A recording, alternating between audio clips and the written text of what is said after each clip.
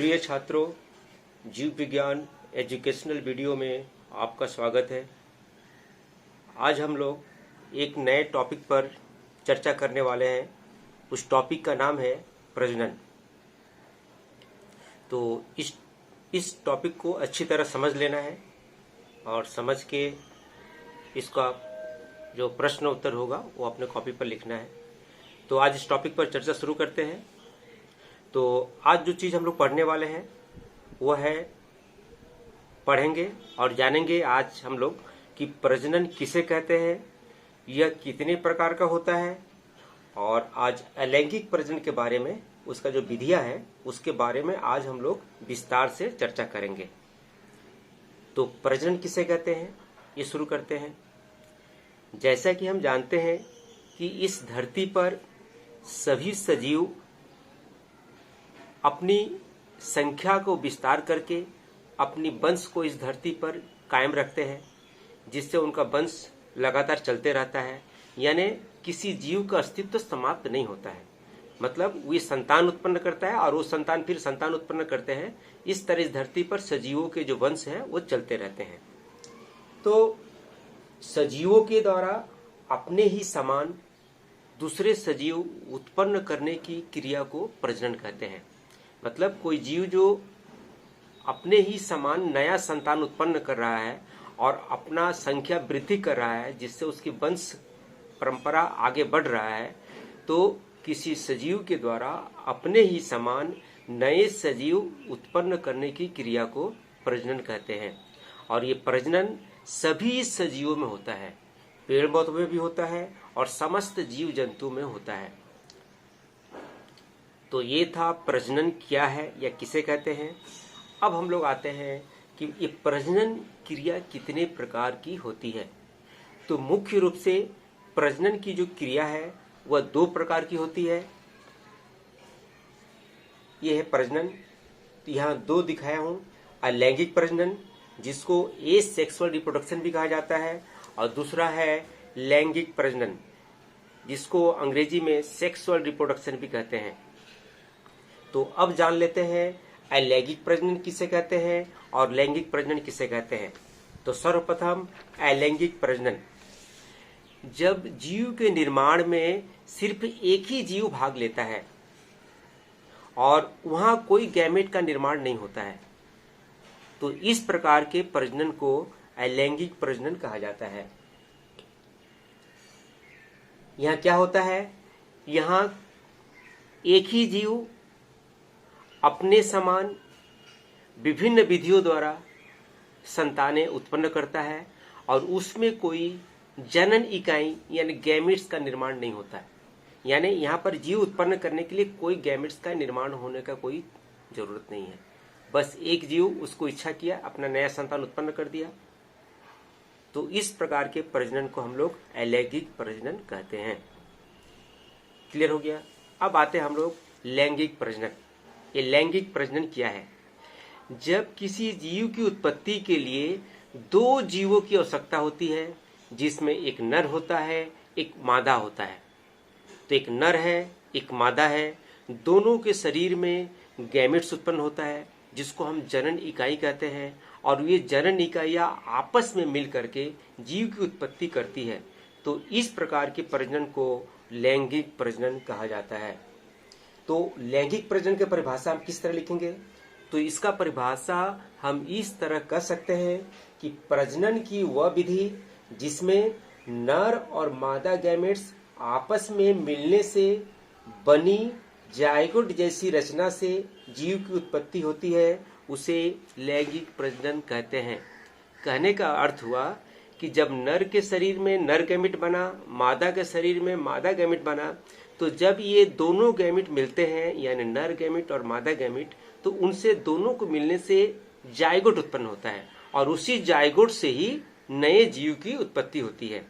जैसे हम लोग सभी जीवों की उत्पत्ति जो है, जैसे कोई भी हम जंतु ले लेते हैं, बाघ, शेर, मनुष्य, इन सभी की उत्पत्ति एक कुश के जायगोट से हुआ है।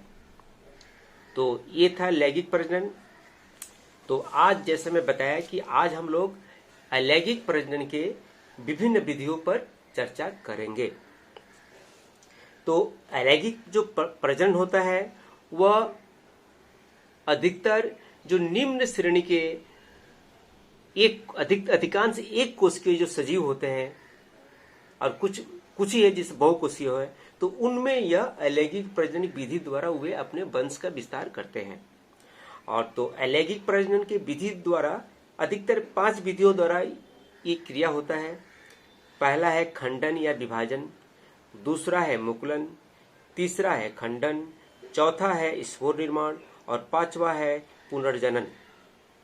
तो अब प्रत्येक के बारे में हम विस्तार से चर्चा करेंगे। तो पहले चर्चा कर लेते हैं खंडन या विभाजन विधि क्या है ना। अधिकांश जो एक कोशिकीय जीव होते हैं तो उनका शरीर क्या होता है कि एमाइटोसिस विभाजन की विधि से उनका शरीर 2 भागों में विभाजित हो जाता है। जैसे यहाँ एक जीव है अमीबा, क्या देख रहे हैं कि इसका शरीर 2 भागों में विभाजित होने जा रहा है एमाइटोसिस विधि द्वारा। पहले इसका कोशिका का केंद्रक इस तरह बटा, इस तरह केंद्रक का विभाजन हो गया, फिर ये 2 विभाजन हो गया।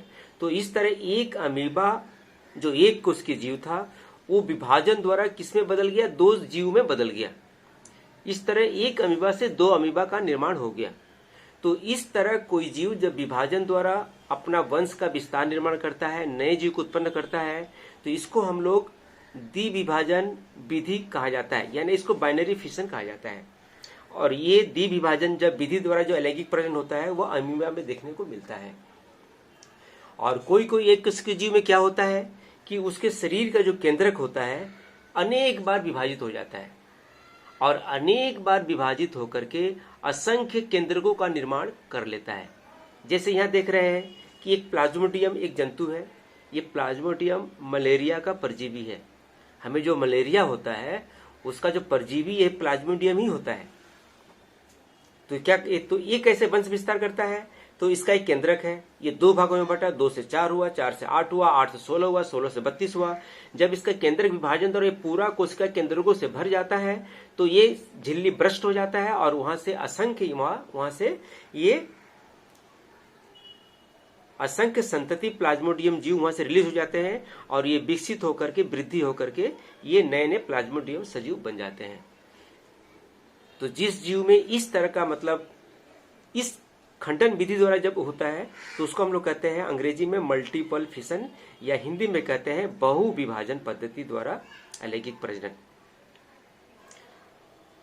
तो इस बात को हमको याद रखना है कि अमीबा में जो अलैंगिक प्रजनन होता है वह द्विविभाजन या द्विखंडन पद्धति द्वारा होता है, और वहीं जो प्लाज्मोडियम है इसमें जो अलैंगिक प्रजनन होता है वह बहु विभाजन या मल्टीपल फिशन द्वारा होता है। अब नेक्स्ट हम लोग आ जाते हैं मुकुलन। ये मुकुलन क्या चीज है? क्या होता है कि जो एक कोशिकीय जीव होते हैं उनके शरीर की सतह से कहीं से भी कोई ग्रोथ निकल आता है, और उस आउटग्रोथ जो होता है उसको हम लोग मुकुल कहते हैं। जैसे यह चित्र में दिखा रहा हूं मैं यहाँ पर, ये क्या है, एक सजीव है जिसको हम लोग ईस्ट कहते हैं। तो ईस्ट का सजीव में क्या देख रहे हैं हम लोग कि इस ईस्ट के इस सतह से एक इस तरह का वृद्धि, एक आउटग्रोथ निकल आया है, मतलब इसका एक बाहर से यहाँ से एक वृद्धि निकल आया है। इस वृद्धि को हम लोग कहते हैं मुकुल कहा जाता है या बड कहा जाता है। उसके बाद क्या होता है कि इसका जो केंद्रक होता है वो केंद्रक इधर बढ़कर इसका विभाजन होता है, और ये डिवीजन से एक केंद्रक इसके अंदर रहता है और एक केंद्रक यहाँ से विभाजन को जो मुकुल बना था उसके अंदर आ जाता है, और आगे चलकर ये 2 भागों में विभाजित हो जाता है। तो जिस जंतु में इस तरह का विभाजन होता है, माने इस तरह का मुकुल बनने से उसके शरीर का मतलब प्रजनन क्रिया होता है, तो उसको कहा जाता है मुकुलन विधि द्वारा प्रजनन। तो ये हम लोग को ईस्ट में देखने को मिलता है। तो यहाँ एक ईस्ट था, यहाँ से कितना 2 बन गया। तो ये क्या है, ये मात्र ईस्ट है, जो मदर ईस्ट है, जो मेन जो है, और उसका ये संतान बन गया। तो इस तरह से ईस्ट में प्रजनन होता है। और एक जीव है जिसको हम लोग हाइड्रा कहते हैं। तो एक हाइड्रा एक सजीव है। इसके शरीर में क्या देख रहे हैं कि यहाँ पर एक आउटग्रोथ निकल आया है, जिसको हम लोग आउटग्रोथ और या इसका नाम दिया गया मुकुल, इसका नाम दिया गया है। फिर ये बड़ा होते गया, फिर यहाँ से अलग हो गया। तो ये था मदर हाइड्रा और ये था उसका संतान हाइड्रा। तो इस प्रकार से मतलब मुकुल जब बनकर किसी सजीव का, मुकुल बनने के बाद उस सजीव का अगर किसी संतान को उत्पत्ति होती है तो उसको कहते हैं हम मुकुलन द्वारा अलैंगिक प्रजनन। और ये किस में देखने को मिलता है, याद रखना है हम लोग को, ईस्ट और हाइड्रा में मिलता है। तो ईस्ट है पादप और हाइड्रा है जंतु, इस बात को अच्छी तरह याद रखना है। तीसरा जो विधि है अलैंगिक प्रजनन का, उसका नाम है विखंडन और अंग्रेजी में कहते हैं फ्रैगमेंटेशन। और इस तरह का प्रजनन हमें स्पाइरोगोइरा नामक पौधे में देखने को मिलता है। स्पाइरोगोइरा क्या है, एक धागे नुमा पौधा है जो तालाबों में यह तैरते रहता है, लंबा लंबा इसके होता है, मतलब ये सिर्फ इसमें कोई तना पत्ती जड़ ये सब कुछ नहीं होता है, सिर्फ एक धागा जैसा होता है, हरा रंग का देखने में होता है। तो उसमें क्या होता है कि ये एक चित्र बनाया हुआ स्पाइरोगोइरा का, ये धागा जैसा बहुत लंबा है, तो ये एक छोटा सा बनाया गया है और उसके भीतर भीतर इस तरह की लंबी लंबी कोशिकाएं होती है। तो इसमें क्या होता है कि ये जो सेल वाल है यहाँ पर क्या होता है, विभाजन हो जाता है, यहाँ एक पट्टी बन जाती है और पट्टी विभाजन के बाद क्या होता है कि ये टूटकर इधर अलग हो गया, ये टूटकर इधर अलग हो गया। तो यहाँ से क्या हुआ, टूटकर अलग हो गया। तो इससे क्या हो गया, एक नया स्पाइरो, ये फिर वृद्धि करके नया स्पाइरोगोइरा पौधा बना लिया, ये फिर नया स्पाइरोगोइरा बना लिया। तो यहाँ पर मैं सिर्फ एक ही दिखाया हूं, लेकिन ऐसा नहीं है, ये जो धागे की तरह जो लंबा है मतलब उसके कई जगह टूट जाते हैं।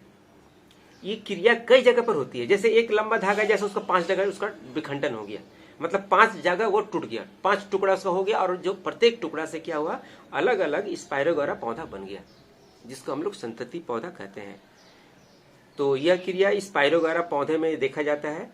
तो इसको हम लोग कहते हैं विखंडन। विखंडन मतलब एक जीव का शरीर का कई खंडों में बढ़ जाना और प्रत्येक खंड फिर नए नए जीव में विकसित हो जाना। तो इस तरह से इसमें प्रजनन होता है। चौथा है स्पोर निर्माण द्वारा। और स्पोर निर्माण द्वारा ये मुख्य रूप से अलैंगिक प्रजनन में सबसे ज्यादा होता है, इसलिए स्पोर को अलैंगिक प्रजनन को इकाई माना गया है। और ये स्पोर द्वारा जो अलैंगिक प्रजनन होता है, जितने भी फंगस है, मॉस है, मॉस जो होते हैं इसको ब्रायोफाइटस भी कहा जाता है, फर्न नामक पौधे होते हैं, ये क्या है, टेरिडोफाइटा कहा जाता है। मतलब कह सकते हैं कि अपुष्पक पौधे, जो अधिकांश अपुष्पक पौधे होते हैं जिनमें फूल नहीं होता है, उन पौधों में स्पोर निर्माण के द्वारा उनमें अलैंगिक प्रजनन होता है।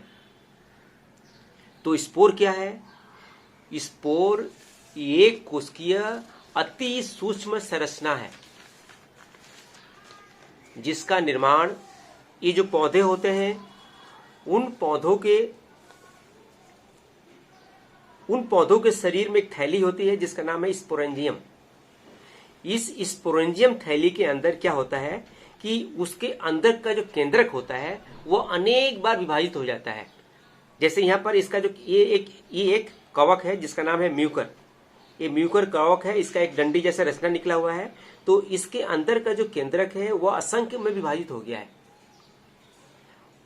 असंख्य विभाजित होने के बाद क्या होता है कि इस प्रत्येक केंद्रक के चारों तरफ थोड़ा थोड़ा साइटोप्लाज्म जमा हो जाता है और बाद में जब ये स्पोरेंजियम थैली फट जाती है तो ये जो है स्पोर जो है यहाँ से बाहर निकलकर हवा में फैलकर चारों तरफ फैल जाते हैं और प्रत्येक स्पोर अंकुरित होकर के नए पौधे को जन्म देता है।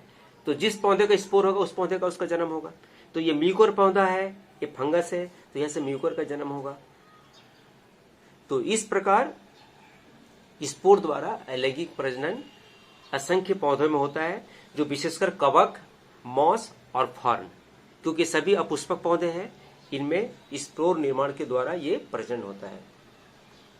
और एक बात थोड़ी स्पोर के बारे में बता दूं कि स्पोर जैसे बताया कि यह एक कोशिकीय अति सूक्ष्म संरचना होता है और ये जो है प्रतिकूल परिस्थिति में भी जिंदा रहता है। जब इसको अनुकूल परिस्थिति होता है तब ये ग्रो करके उस पौधे का जन्म दे देते हैं जिस पौधे से वे होते हैं। तो ये हो गया स्पोर द्वारा। अब हम लोग पांचवा आते हैं पुनर्जनन द्वारा, रीजनरेशन।